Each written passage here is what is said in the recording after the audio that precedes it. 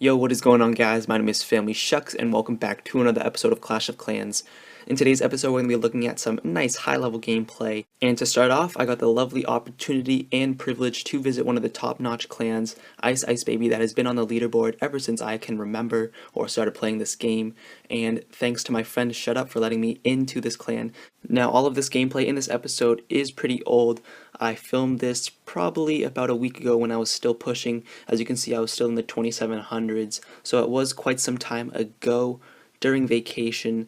But I had this pre-recorded and I didn't show anyone, so I might as well show you guys right now. And I'm just pointing out thanks to my friend Shut Up for inviting me to let me visit into Ice Ice Baby.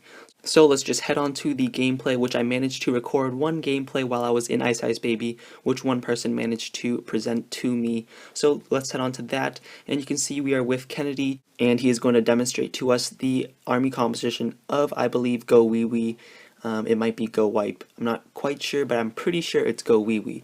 So the beginning of this match is pretty slow. He's mainly using his barbarians to try and lure out the heroes. It was pretty much quite ineffective until he managed to lure out that barbarian king, as the barbarian king's range came out more towards the outside, and he does end up luring both heroes and taking them out in the corner where he's placing his barbarians right now. So the barbarian king's coming out. He didn't lure the archqueen just yet, but he's just taking out the heroes one by one. And as the Barbarian King gets far enough away from the defenses so that the archer towers are not in range, he places down his troops, his clan castle troops first, followed up with some wizards and also the witches, which is a pretty popular strategy in order to take out heroes, using a couple witches and some wizards to take them down pretty quickly. And now he starts to place down some wall breakers to try and break through that first layer, but also it helps to serve in drawing out that archqueen, and then he places down his golem, which does a nice job at tanking. Now, I was quite surprised that he didn't bother taking out the archqueen just like the barbarian king, because just like the barbarian king, the archqueen was very lureable because they're basically in the same spot. Now, many might not know that a lot of champion players actually use the clan castle as a offensive benefit rather than it being a really big struggle as many people experience while raiding. Now, the reason a lot of champion players actually benefit from having clan castle or enemy clan castles come out is because the clan castle actually draws their troops into the center. So if you guys watch a lot of champion gameplay, you might be noticing that they do not take out the clan castle. Rather, as I said previously, they use it as a benefit in order to draw their troops into the center and take out that town hall rather than them being straight off to the side and distracted on other buildings. So Kennedy executes this perfectly. He uses the archqueen in order so that his troops go into the center directly down the middle rather than them being straight off to the side, and then he uses a jump spell and rage in order to get his barbarian king into the center, take out that town hall, and come up with an easy 1-star right off the bat, and then he can just work his way from there to get that 2-star, which he does perfectly.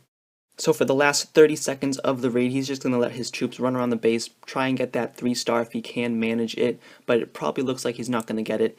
And you can just see that Archqueen is working well against that Inferno. Multi-Infernos do not do any harm against the Archqueen or the heroes because they don't have that concentrated power that a single target Inferno has.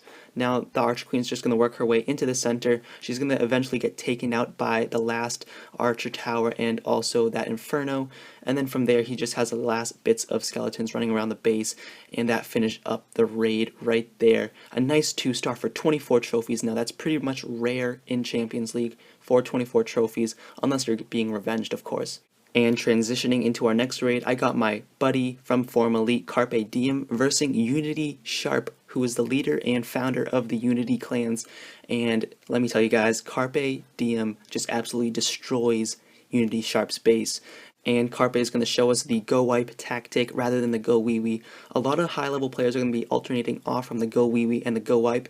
Ever since the boost of the P.E.K.K.A.s, since the last update, a lot of players are starting to use P.E.K.K.A.s now, and that just fits in perfectly with the previous GoWiPe tactic that used to use before they kind of nerfed the P.E.K.K.A. And just like the GoWiPe strategy, GoWiPe offers and solidifies an easy 2-star at any trophy range, unless of course you do not execute the deployment of your troops correctly. And once Carpe got that easy town hall, which is basically a direct access from the outside layer, just using a couple bits of wall breakers, he lets his level 30 heroes and also his P.E.K.K.A.s run around the base and try to get that possible 3-star. Now, spoiler alert, he does come really close to getting that 3-star. However, he was pretty short.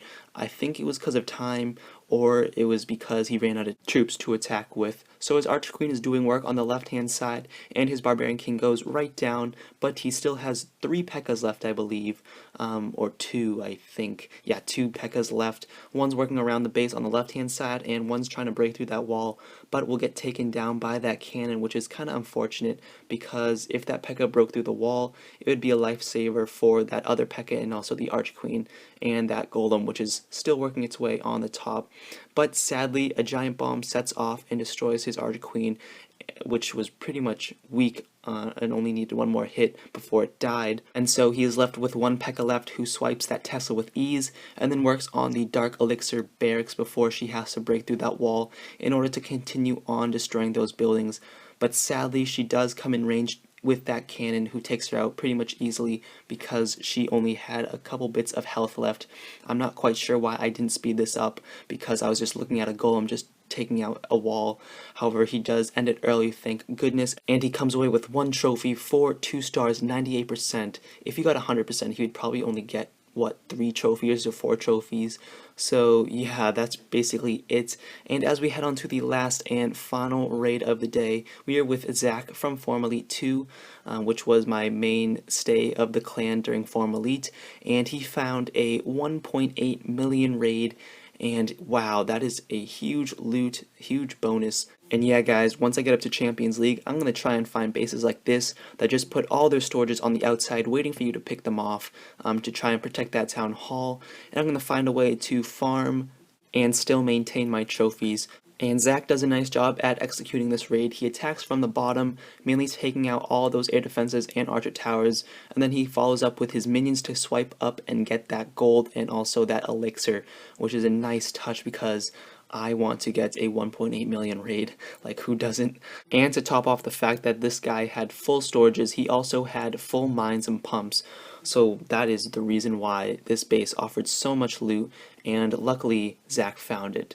So the minions finish up taking out this gold storage, and then he's going to place down his Barbarian King to take that last 75,000 gold, but he can't take 76,000 because there's still 1,000 left in the town hall.